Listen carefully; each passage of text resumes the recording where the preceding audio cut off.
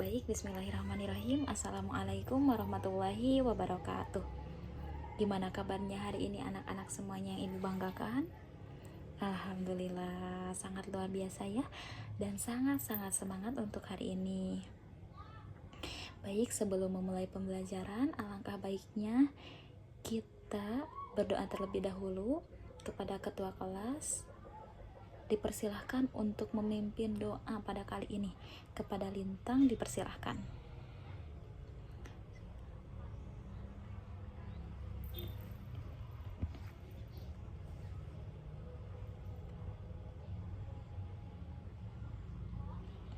Baik, terima kasih kepada Lintang yang telah memimpin doa pada pembelajaran kali ini. Baik, untuk selanjutnya, sebelum memulai pembelajaran, di sini Ibu akan mengabsen terlebih dahulu. Baik, kepada Lintang, hadir. Bintang, Bima, dan Dinda. Oke, yang terakhir itu ada Ahsan. Alhamdulillah, semuanya hadir ya. Alhamdulillah. Semoga kita selalu diberi kesehatan dan bisa mengikuti pembelajaran setiap harinya dan seterusnya. Oke, pada pembelajaran sebelumnya, apakah kalian masih ingat apa sih yang dibahas pada pembelajaran sebelumnya? Ya, siapa yang masih ingat? Ya betul, Lintang. Iya betul, Bima juga. Pada pembelajaran sebelumnya kita membahas mengenai sel ya. Nah, oke, untuk selanjutnya coba kalian amati pada gambar yang ada di atas. Nah, pada gambar di atas, apa sih yang muncul pada benak kalian mengenai gambar di atas? Apakah ada perbedaan? Iya betul. Pada warna kulit ada yang hitam dan ada yang putih. Kemudian pada rambut ada yang keriting dan ada yang lurus. Nah, coba siapa tahu di sini ada yang tahu ya. Pada pembelajaran kali ini kita akan membahas mengenai apa? Ayo. Oke, pewarisan sifat. Oke, coba untuk selanjutnya.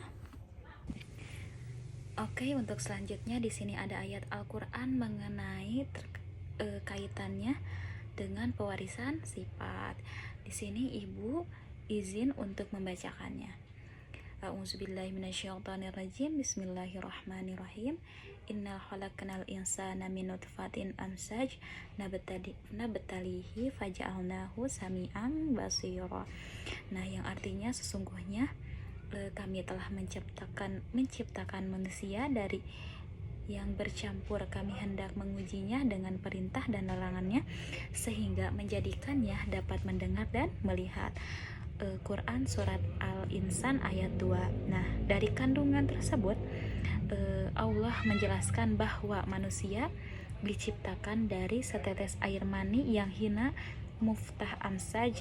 Ini mengacu pada fakta ilmiah bahwa pewarisan sifat atau genetika dimulai dari pembuahan, di mana setiap individu menerima kombinasi gen dari kedua orang tuanya. Pewarisan sifat melibatkan transfer informasi genetik dari orang tua ke keturunan mereka yang mengatur penampilan fisik, karakteristik, dan berbagai sifat lainnya yang dimiliki oleh manusia. Dalam konteks pewarisan sifat, setiap individu manusia mewarisi gen dari kedua orang tua mereka yang membentuk pewarisan sifat yang unik.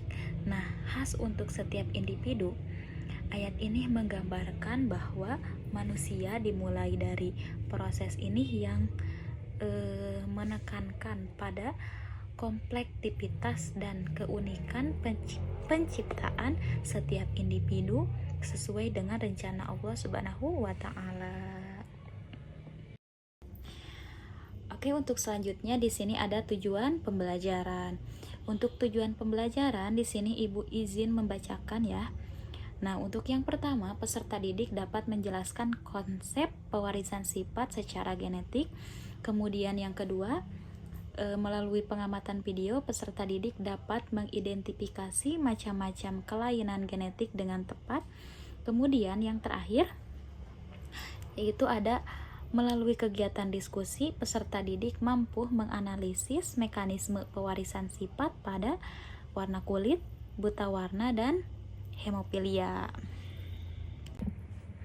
Oke, untuk selanjutnya di sini ada apa itu genetik?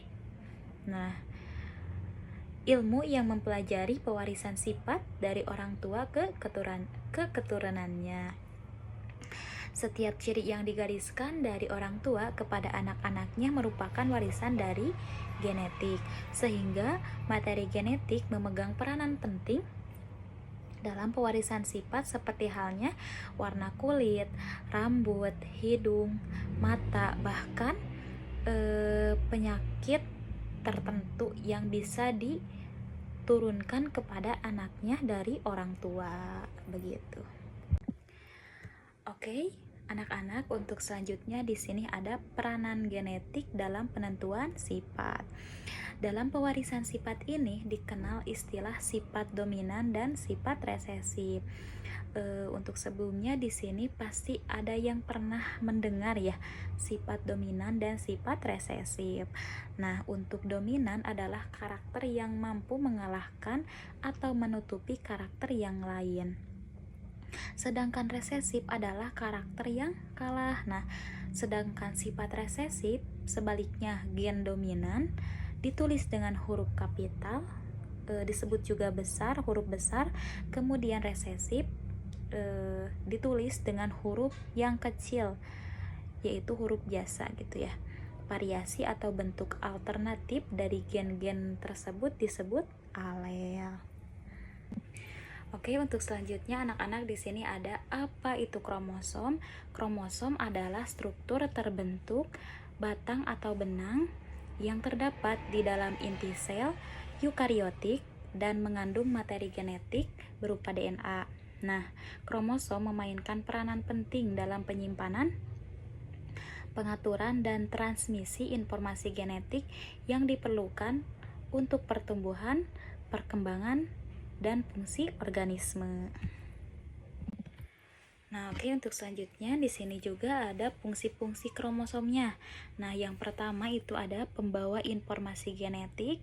Kromosom mengandung gen yang merupakan unit dasar pewarisan sifat. Nah, gen ini mengkodekan protein dan RNA yang diperlukan untuk fungsi seluler. Kemudian yang kedua ada pembelahan sel. Selama pembelahan sel disebut juga mitosis dan meiosis, kromosom memastikan bahwa informasi genetik didistribusikan secara merata ke sel anak. Yang ketiga ada pengaturan ekspresi gen. Kromosom mengatur kapan dan di mana gen diekspresikan, memungkinkan sel untuk berfungsi dengan benar. Kemudian yang terakhir itu ada pewarisan sifat. Nah, kromosom membawa gen yang diwariskan dari orang tua ke keturunannya, menentukan sifat dan karakteristik setiap individu. Oke, untuk slide selanjutnya di sini ada 4 kelainan genetik, faktor genetik gitu ya. Nah, yang pertama itu ada buta warna, kemudian albinisme komplit, kemudian warna kulit, dan yang terakhir hemofilia. Nah, untuk yang pertama itu ada buta warna. Buta warna adalah berkurangnya kualitas penglihatan terhadap warna yang umumnya diturunkan dari kepada anak dari orang tua sejak dilahirkan. Nah, penderita buta warna cenderung mengalami kesulitan saat melihat warna merah, hijau, biru, atau campuran warna-warna yang lainnya. Kemudian yang kedua itu ada albinisme komplit.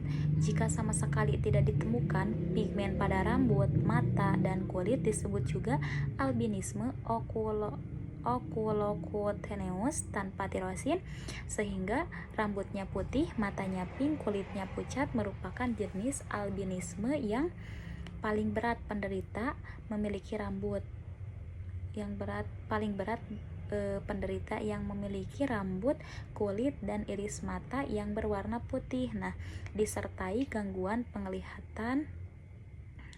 Penderita juga mengalami fotofobia, takut dari sinar matahari, dan mudah mengalami luka bakar karena matahari. Nah, serta bisa menderita kanker kulit karena tidak memiliki melanin yang berfungsi melindungi kulit terhadap sinar matahari. Nah, albinisme juga biasanya disertai oleh beberapa dari gejala berikut. Yang pertama, penggerakan mata yang sangat cepat. Bisa disebut juga nystagmus. Yang kedua, strabismus, matanya juling gitu. Yang ketiga, penurunan ketajaman penglihatan. Dan yang keempat itu ada kebutuhan fungsional. Nah, yang selanjutnya itu ada warna kulit. Warna kulitnya berwarna cerah putih, kurangnya warna melanin pada kulit. Nah, untuk yang terakhir itu ada hemofilia. Hemofilia merupakan penyakit yang ditandai dengan tubuh susah untuk mengalami proses pembekuan darah ketika terjadi luka gitu. Hemofilia juga terjadi ketika tubuh mengalami kekurangan pada salah satu faktor pembekuan pada darah. Hemofilia juga disebabkan karena faktor keturunan. Nah, tetapi yang mempunyai kelainan hemofilia hidupnya normal, tetapi harus sering konsultasi dengan dokter hemofilianya tersebut. Gitu. Oke, anak-anak, alhamdulillah ya materinya sudah selesai. Nah, di sini Ibu akan membagikan menjadi 2 kelompok. Yang kelompok pertama itu ada lintang, Bima, kemudian bintang. Untuk kelompok yang kedua itu ada Dinda dan Ahsan. Untuk selanjutnya LKPD-nya bisa dilihat di sini. Yang pertama itu langkah-langkah untuk mengerjakan LKPD-nya. Yang pertama, siapkan ballpoint di atas meja, kemudian simak video tersebut dengan cermat, pahamilah isi video tersebut dengan teman kelompok. Yang keempat, cermati apa yang terjadi permasalahan di dalam video tersebut. Yang kelima yaitu kerjakan dan tarik kesimpulan di akhir ya. Silahkan.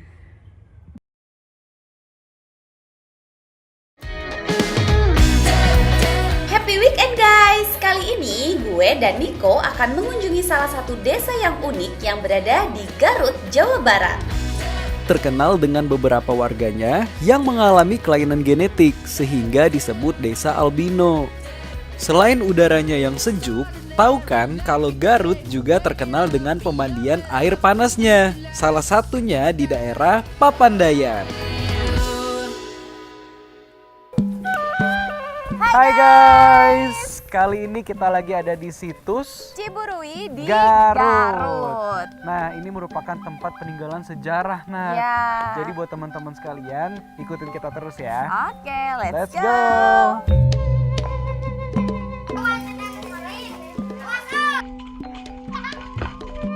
Pagi ini kami berada di Desa Ciburui, salah satu desa yang terdapat di Kabupaten Garut, dan ada satu hal yang unik yang membuat kami datang ke sini. Seru banget, Genat.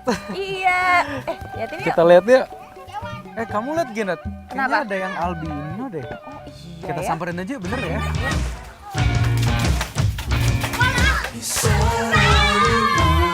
Hai adik-adik, Halo, lagi pada adik-adik. ngapain? Dan ternyata ada 2 anak yang memiliki gen albino. Kamu namanya siapa? Jang Gunawan. Jang Gunawan. Oh, namanya Gunawan, Oke. sini dong. Kamu rumahnya di mana? Rumahnya di mana? Oh, di situ. Oh, di situ. Ya udah. Yuk. Yuk kita main ke rumahnya yuk. Boleh ya? Yuk, yuk, yuk.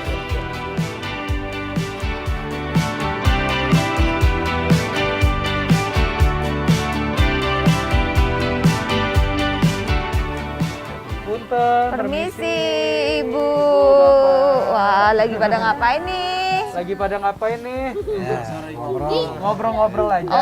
Ngobrol. Ya jadi tadi kita habis main bola nih Pak. Ngeliat ada si Jajang sama temen-temennya ya. Polisi ya Pak. Kayaknya memang kalau kita lihat gitu ada kulitnya lebih tampak lebih putih, rambutnya lebih pirang gitu ya. Iya. Nah kalau boleh tahu ini memang cuman si Jajang aja atau memang banyak yang kayak gini Pak di kampung ini?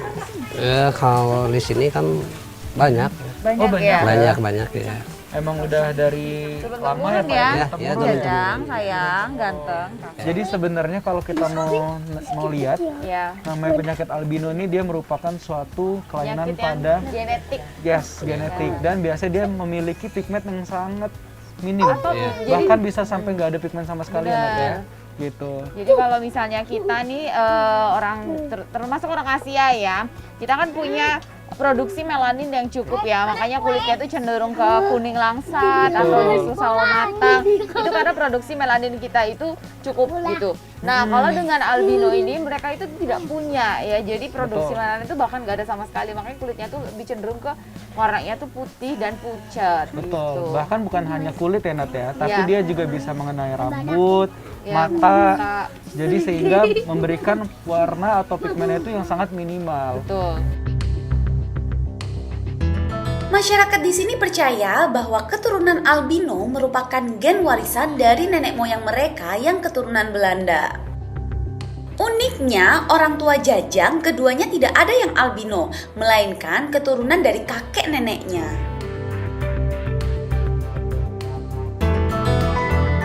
Nah kalau kayak gitu kita juga mau sekalian pemeriksaan juga nggak apa-apa ya? Iya, enggak. Mau periksa matanya juga nih Pak. Iya.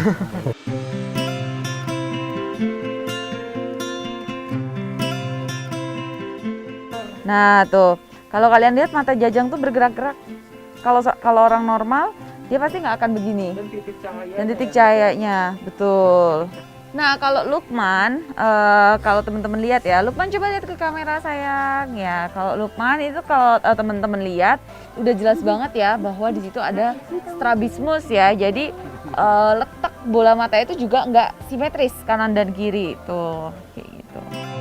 Tidak semua albino matanya mengalami strabismus dan kondisi ini dapat diredakan dengan penggunaan kacamata, terapi otot mata, ataupun operasi mata untuk membantu mengembalikan fungsi indera penglihatan yang terganggu akibat strabismus. Nah guys, sekarang kita mau mengajarkan ke teman-teman di sini bagaimana sih cara menggunakan sunscreen yang benar. Pertama pilih dulu produk sunscreen, khususnya kalau buat yang teman-teman di sini kan mereka mengalami albino, jadi jangan ada yang mengandung zat-zat pemutih ya atau whitening gitu. Jadi yang memang pure sunscreen aja. Nah, rata-rata untuk dewasa itu sebanyak ini untuk bagian muka dan leher. Oke guys, sekarang gue mau pakein sunblock dulu nih ya. Nggak cuman kita aja nih guys, bagi kalian yang memiliki gen albino seperti ini, penggunaan sunblock ini sangat penting karena dapat mencegah kulit terbakar akibat sinar matahari yang dapat menyebabkan penyakit kanker. Nggak cuman tubuh yang harus dilindungi, tapi wajah juga ya, dengan menggunakan sunscreen supaya terlindungi dari sinar UV. Nah, jadi kalau udah dipakai rata kayak gini, jadinya lebih aman guys ketika terpapar sinar matahari. Tentunya untuk mencegah terjadinya sunburn.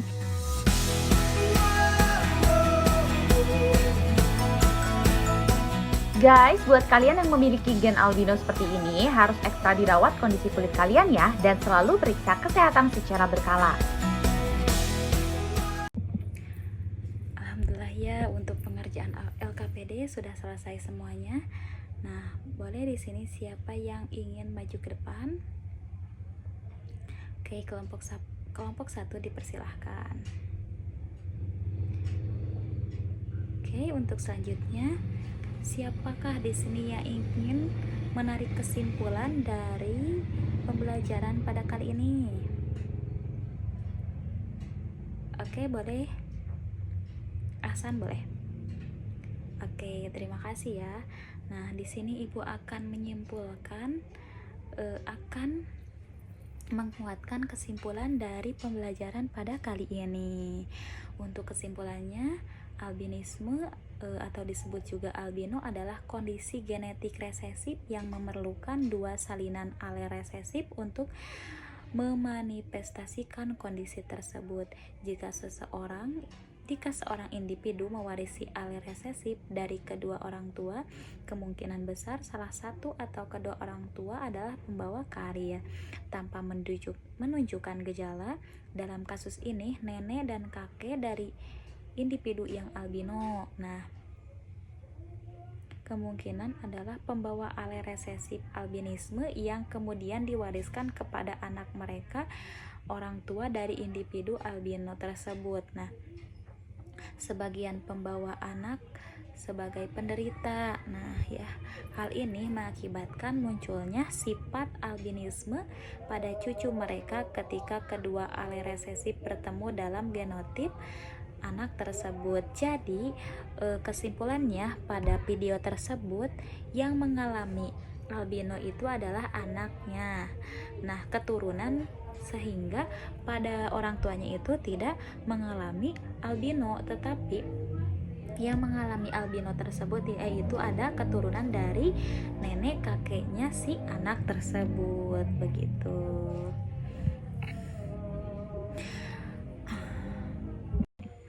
Oke, untuk selanjutnya yaitu step yang terakhir ya, yaitu anak-anak, yaitu kuisis. Nah, untuk anak-anak semuanya boleh di-scan kuisisnya. Nah, yang sudah di-scan boleh dikerjakan, dan yang sudah mengerjakan boleh bilang ke ibu lagi ya. Oke, silahkan kerjakan. Apakah udah semuanya?